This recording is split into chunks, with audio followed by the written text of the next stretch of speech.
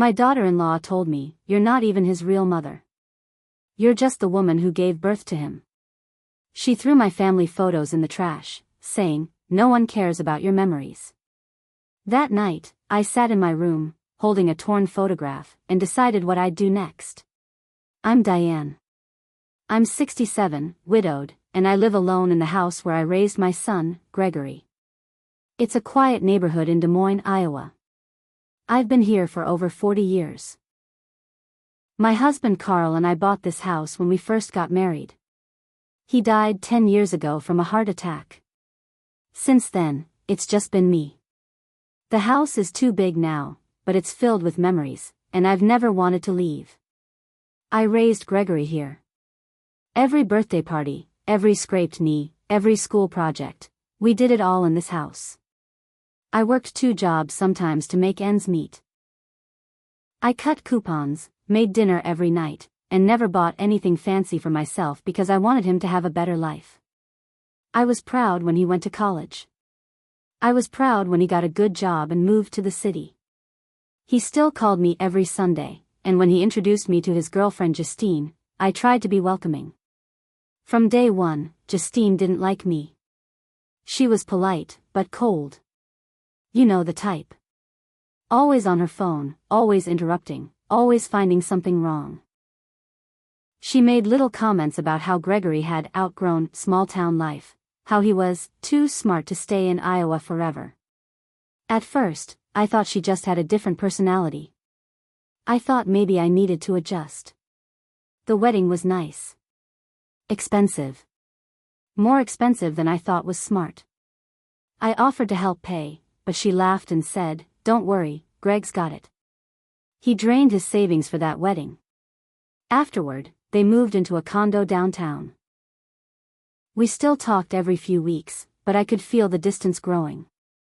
Then they had a baby last year, and that's when everything got worse. They named the baby Willow.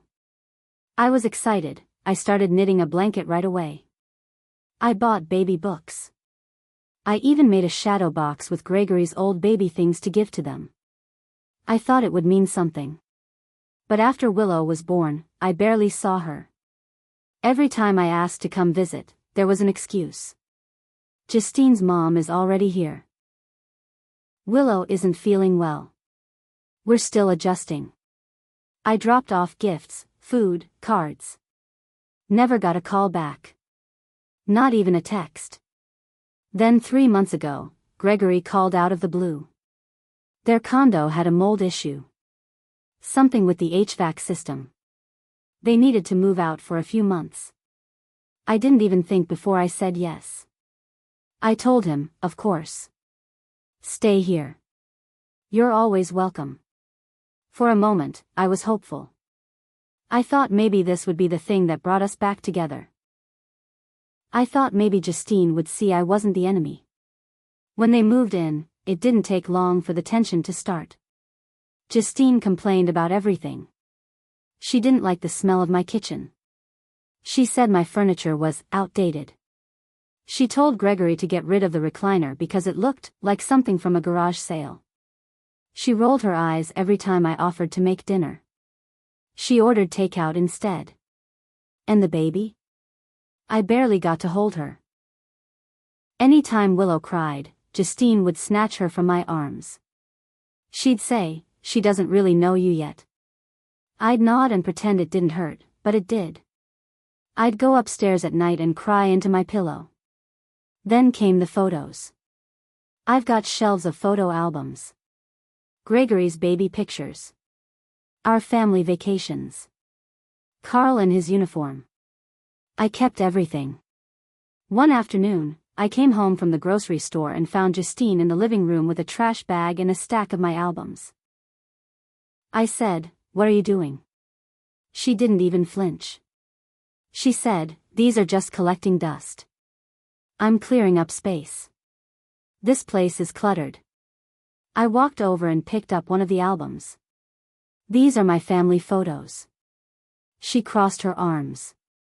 "No one looks at these. It's depressing." I said, "This is my home." And that's when she snapped. She looked me dead in the eyes and said, "You're not even his real mother. You're just the woman who gave birth to him. That doesn't mean you own him forever." It felt like someone slapped me.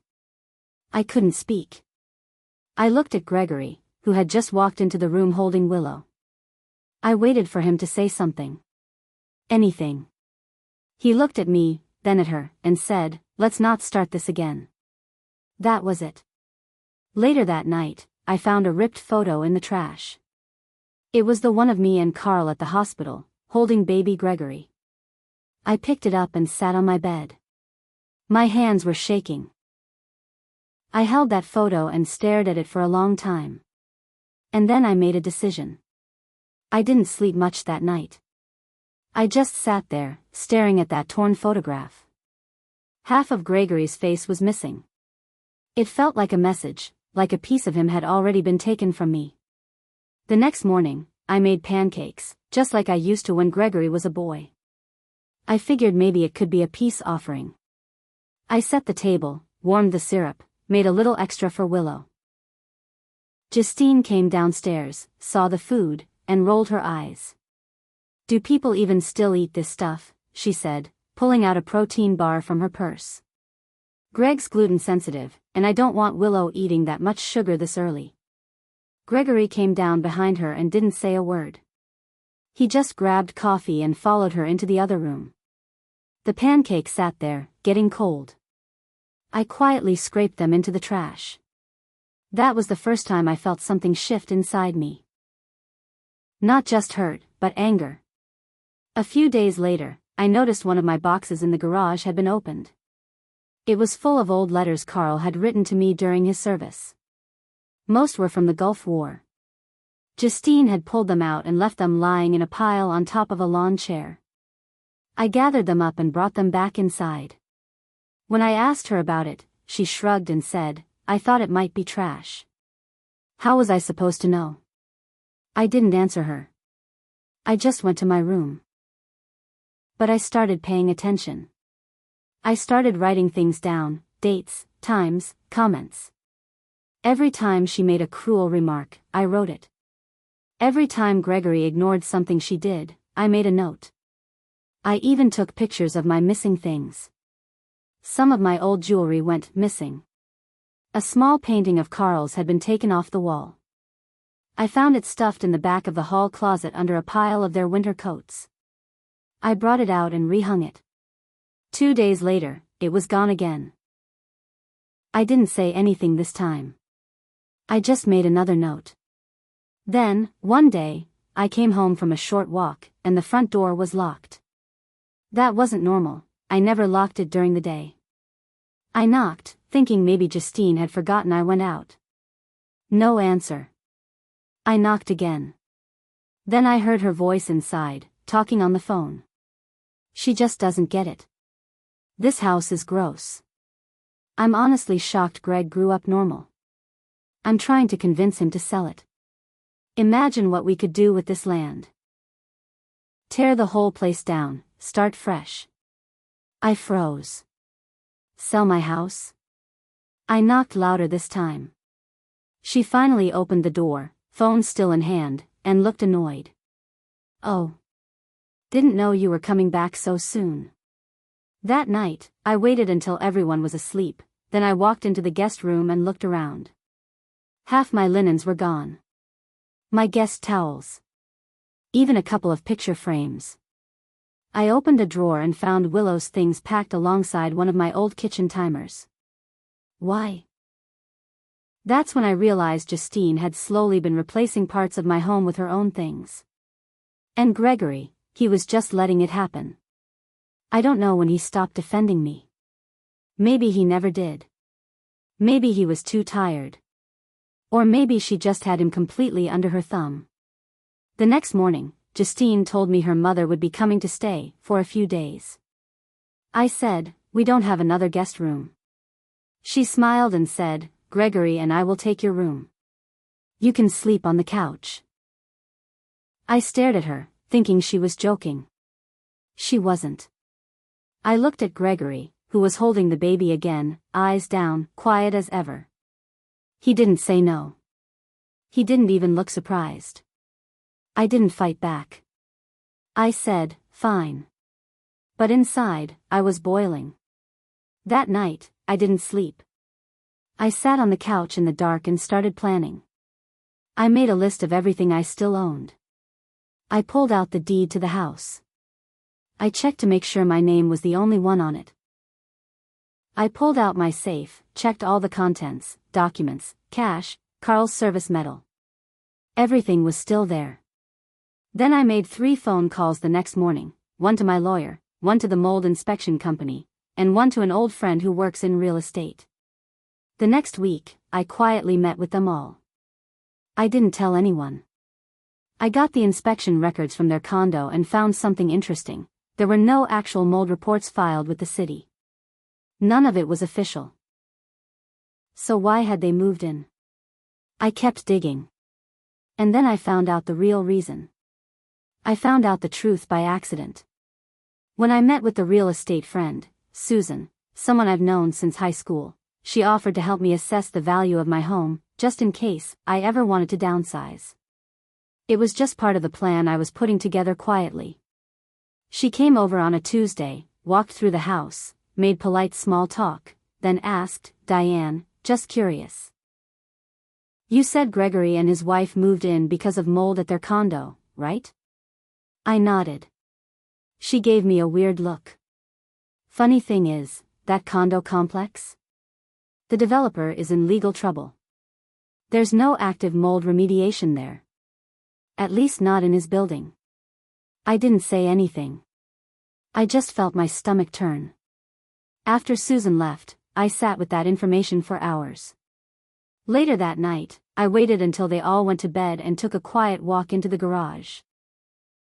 Gregory always left his laptop bag near the back shelf. I don't snoop, not usually, but something wasn't sitting right. I opened the bag and found a folder with printed listings. Homes. In my neighborhood. Some had notes written in Justine's handwriting. One had my address written at the bottom of the page. Next to it, tear down value. Huge potential. Backyard could fit a pool. I stood there holding it, hands shaking. They weren't here because of mold. They weren't stuck. They were planning something. They wanted my house. I was just in the way. The next few days, I acted normal. I still made breakfast, watered my plants, went for short walks. I didn't speak much. Just watched and listened.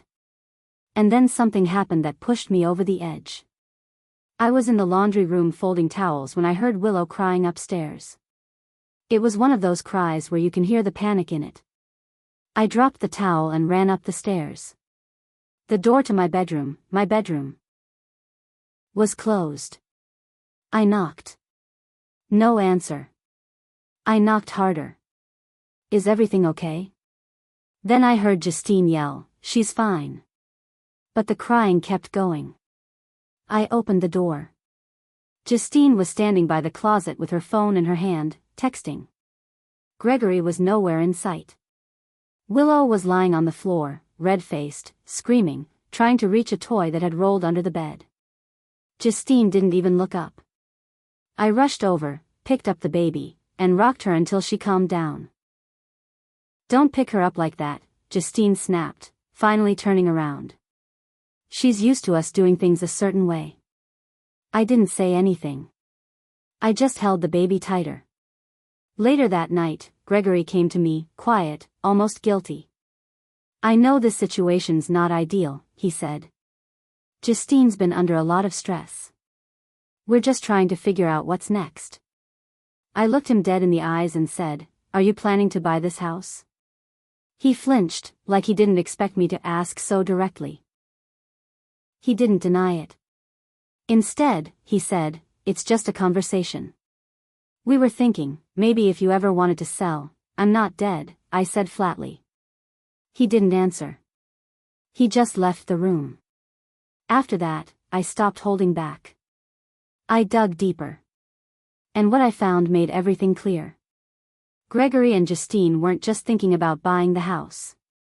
They were trying to take it. Justine had reached out to a probate attorney, months ago. She was asking questions about how property transfers worked if the homeowner was declared mentally unfit. She was laying groundwork. Quietly. Strategically. I checked my medicine cabinet and realized one of my pill bottles had been moved. I'm careful with my prescriptions. I know exactly where they are. One was missing 5 pills. I hadn't taken those pills in weeks. I checked the trash. Nothing. I checked the kitchen drawer where I kept my old planner. The drawer had been rearranged. I started feeling paranoid, but it didn't matter. The facts were in front of me. They were trying to make it look like I was losing it. Trying to build a case that I was slipping, forgetful, maybe even unsafe around the baby. And all the while, they were slowly replacing the house. Justine started painting a wall in the hallway without asking. She moved my dining room table to the garage. Told Gregory she needed a better space for Willow's toys. Gregory helped her do it. I didn't fight them anymore. I just nodded, smiled, stayed quiet. Because now, I had a plan. I had my notes. I had my evidence. And I had something they didn't know I'd done yet. I made one more phone call. To a woman named Erin Haskins. She's a social worker. And Gregory's ex. Erin Haskins and Gregory dated in college. She was kind, soft-spoken, and smart. I always liked her. We stayed in touch after their breakup. She ended up working for Adult Protective Services in Polk County. I hadn't called her in years, but I dialed her number and hoped she'd still remember me. She did. I told her everything. I laid it all out, what Justine said, the missing pills, the talk of declaring me mentally unfit, the photos in the trash, the way they treated my home like it was theirs. I showed her my notes. The photos. The recording I made of Justine saying she was going to tear the house down. Erin didn't interrupt. When I finished, she just said, "You did the right thing by calling." 2 days later, she scheduled a home visit. Said she'd act like it was a routine senior check-in. I told her Justine would probably act sweet, and Gregory would play dumb. Erin said she'd come with someone else from her office, someone trained to spot lies. The morning of the visit, I made tea, cleaned the house, and sat at the kitchen table like nothing was wrong. When the doorbell rang, I let them in and introduced Erin and her colleague to Justine. Justine put on her fake smile. "Oh. Diane didn't mention you were coming, but of course, come in." They sat and asked me a few questions, basic stuff at first. Erin asked if I'd ever fallen, if I took my meds on time, if I cooked for myself. I answered clearly, confidently. Then Erin asked Justine, "Do you help manage Diane's finances or medication?" Justine said yes, without blinking. That was a lie. She didn't even know what pills I took. Erin asked her which medications I was on. Justine paused, then said, "Blood pressure and..." One for anxiety, I think." "Wrong. I don't take anxiety meds." Erin raised an eyebrow and scribbled something down. Her coworker didn't say a word, just kept watching. Then Erin asked to see where I kept my prescriptions. I brought them out from my room. All accounted for, except the bottle I told them about. Erin looked through them, nodded, then said, "And where's the lorazepam bottle?" Justine stiffened. "The what?" "Diane says a bottle went missing," Erin said casually. "Do you know anything about that?" "I don't even know what that is." "Liar." That's when Erin turned to me and asked, "Would you mind if we looked around the house, just for safety concerns?" I smiled. "Be my guest." They walked through the living room, the guest room, the nursery corner, then went upstairs.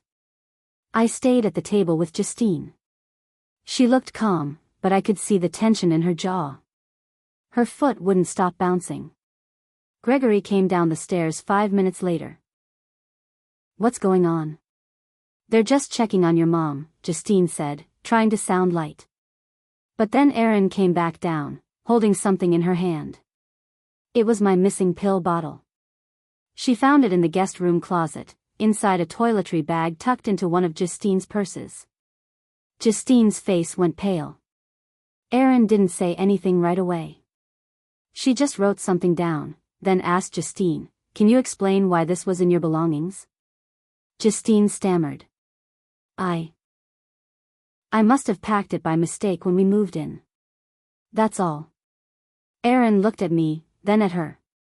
That's not what your husband said. We just asked him. Gregory looked confused. Wait, what? Erin turned to him. You told us Justine doesn't handle any of your mom's medications. That she keeps them in her room and takes them herself. He blinked. Yeah, that's true. Justine shot him a look that could kill. Greg, but it was too late. Erin gave me a small nod. I think we've got what we need, she said. What happened after that felt like a storm blowing through. Within 2 days, a formal investigation was opened. Erin filed a protective services report. She recommended that I see a lawyer immediately about safeguarding my estate. I'd already done that. My lawyer filed a cease and desist to Justine, warning her not to touch any more of my belongings or interfere with my medical needs. He also filed paperwork giving me full control over every part of my property and finances, something I hadn't updated since Carl passed. But the real hammer came from my second phone call. To the HOA president of their condo building. I asked about the mold. She laughed. There's no mold problem. They just stopped paying dues. Got a lien notice. So I printed that out and had it ready. One afternoon, while Gregory was at work, and Justine was out shopping, I packed up their things.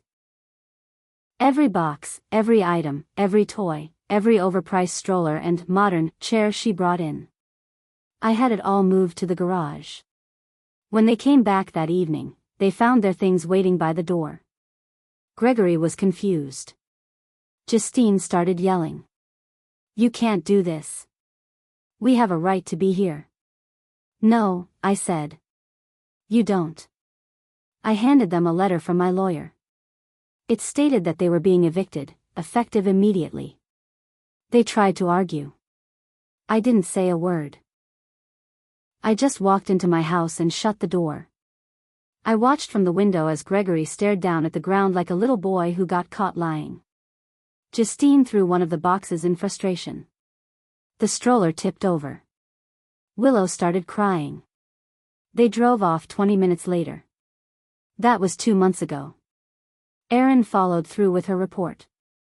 Because of the missing pills and the intent to manipulate my medical state, Justine was flagged for elder abuse investigation. She's now facing legal trouble, and Gregory's name is on every report as someone who failed to intervene. They lost custody of Willow temporarily while the case is ongoing. Where is Willow now? She's with me. CPS asked if I'd take emergency custody, and I said yes without hesitation. I may be old, but I've raised a child before. I know love when I see it. Gregory came by once, asking for forgiveness. He stood on my porch and said, I didn't know she was doing all that. I looked at him and said, yes, you did. You just didn't care until it hurt you too. He hasn't come back since. I kept the photo, the one Justine tore. I had it restored and framed. It's on my mantle now. Right next to Willow's new baby photo. I'm not just the woman who gave birth to Gregory. I'm the mother who stayed. And no one gets to take that from me.